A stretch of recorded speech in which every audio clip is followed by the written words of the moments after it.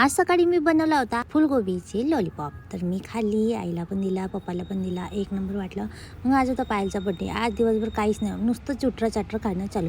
चकली खाल्ली मी. मग आईला दिलं जेवण. आई म्हणे नाही म्हणे चुरूनच दे म्हणे. मग तिच्यासाठी स्पेशल हात धुवायला लागलं, चुरून द्यायला लागलं. मग तिला चुरून दिली.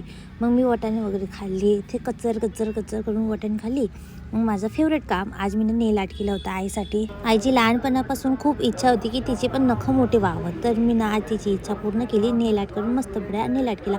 आईला खूप आवडलं. मस्त लाईक देत होते एक नंबर.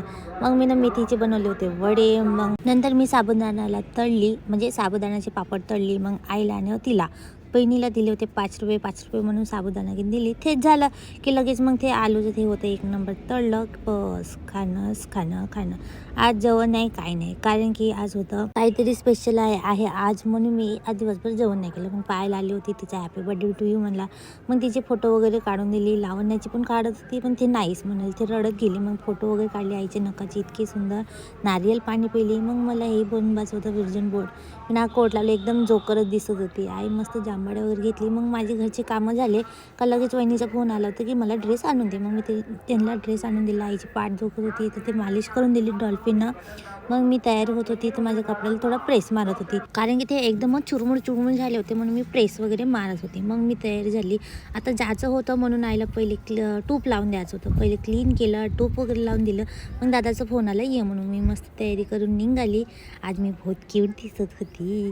मग कबीर वगैरे होते, त्याच्याबरोबर मस्ती केलं. मग असीमही आला. आम्ही तिघं सगळेजण मिळून मग अंजलीच्या घरी गेलो आम्ही सगळेजण, कारण की तिच्या बड्डेची पार्टी देत होती.